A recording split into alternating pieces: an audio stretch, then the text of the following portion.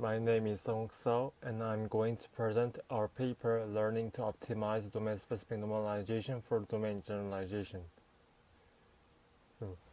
I'd first like to introduce the domain adaptation task.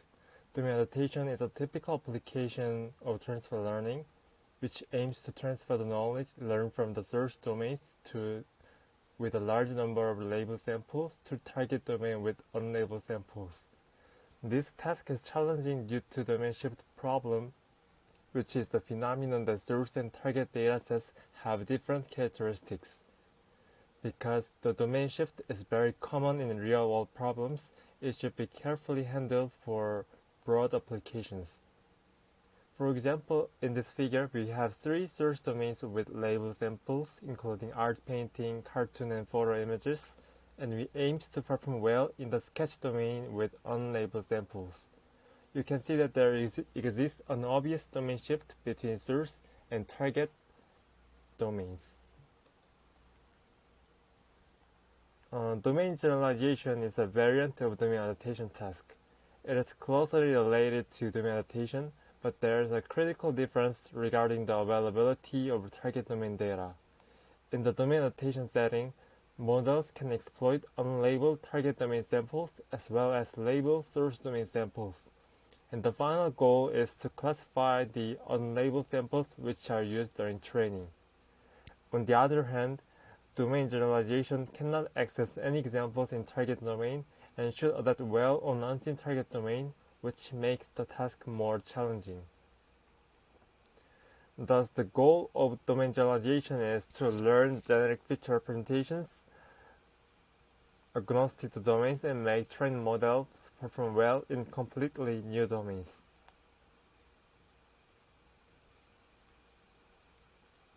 So we first review 2 kinds of information of the image. Image represents 2 kinds of information, content and style. Content denotes the semantic class information, while the style information indicates texture or tone and manner of the image. If we can remove only the style information without losing semantics effectively, it can be possible to learn domain-agnostic feature representation. To this end, we first review the batch normalization. The batch normalization layers normalize the activations over individual channels, which makes training faster and more stable. It is generally known that it reduces the internal covariance shift, leading to improved performance and generalization ability of deep neural networks. Due to its great success, batch normalization has become indispensable in many deep neural networks, but it is not always effective in cross-domain scenarios where there exists a huge domain shift. This table shows the effects of batch normalization in cross-domain scenarios. Each column denotes its target domain, and the model is trained using the other 3 domains as source domains, and they finally evaluate on the specific target domain. And we tested 2 cases, BN fixed and BN fine-tuned. In both cases, we employed the network pre-trained on ImageNet, and BN fixed denotes the batch normalization layers are fixed during fine-tuning, while BN fine-tuned indicates fine-tuning all layers. Although batch normalization is crucial for model performance, fine-tuning BN layers even degrades the performance on the domain generalization task.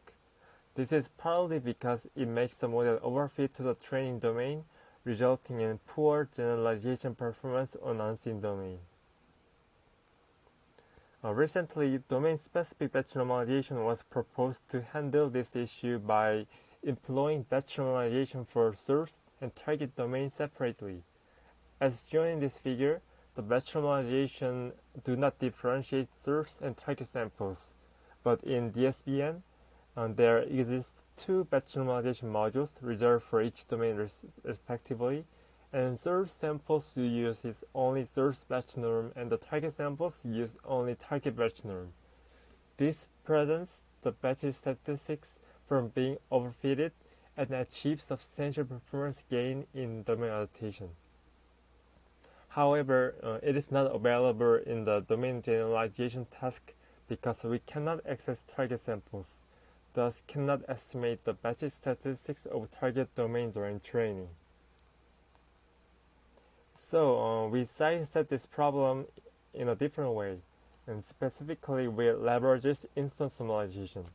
Instance normalization layers normalize the activations for each sample independently compared to the batch norm, which normalizes over a mini batch.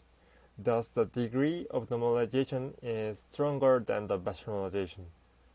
Due to the reason IN has been widely adopted, especially in style transfer tasks, because it strongly removes the style information. Because it reduces such style information effectively, we believe IN is a key to extrapolate on unseen domains. However, the significant disadvantage is that it inevitably reduces the class discriminability as shown in the figure. This is a toy example of two-dimensional three-class samples, and you can see that IN largely reduces the interclass variance compared to the batch normalization.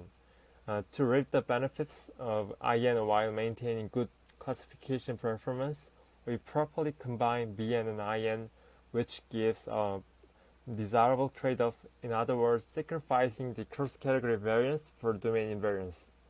And we'd like to find an optimum between them.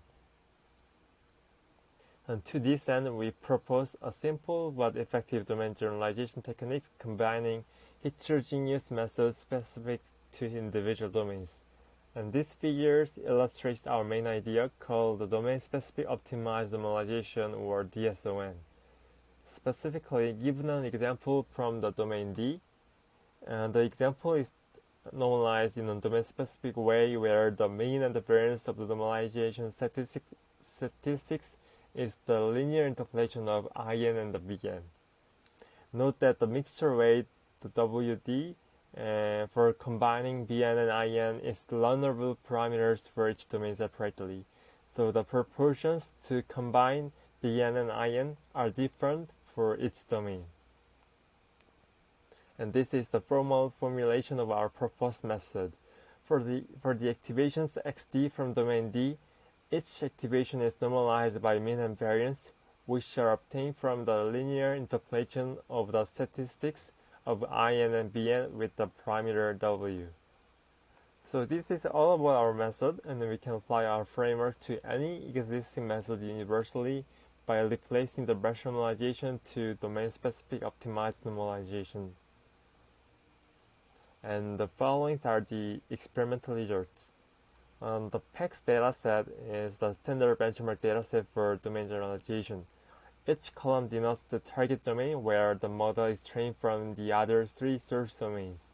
The table clearly shows that our method outperforms both the baseline and other state-of-the-art approaches by significant margins, and it is particularly effective in hard sketch domains.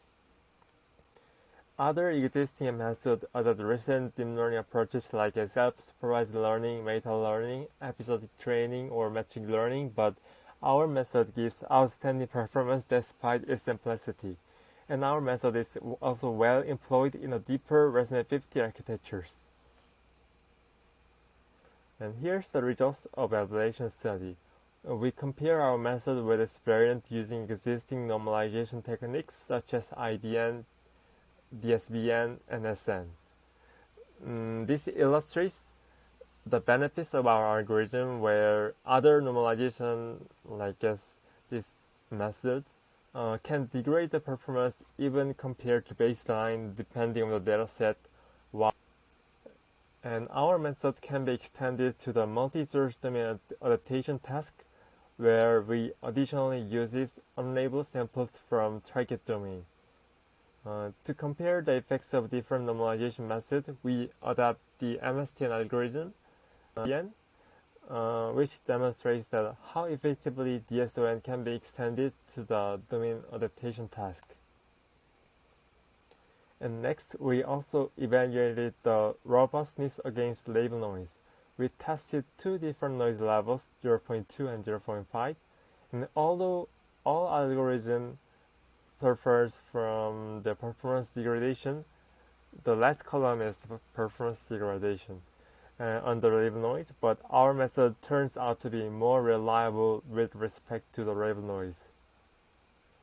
And this is partly because DSOM makes the network less overfit to the class discrimination, which reduces the effect of noise. And in this figure, we visualize the ratio of IN to BN. To this end, we tested two scenarios.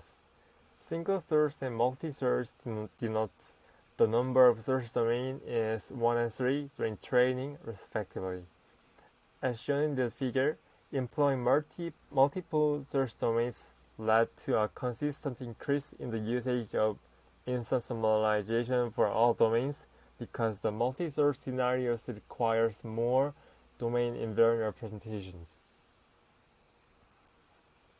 In agnostic mixture weights, source and target domains respectively, and we compare our method compared to the baseline BN in terms of the performance difference. So the diagonal elements in this table indicates that the source and target domains are the same, and the other elements denote the cross-domain scenarios.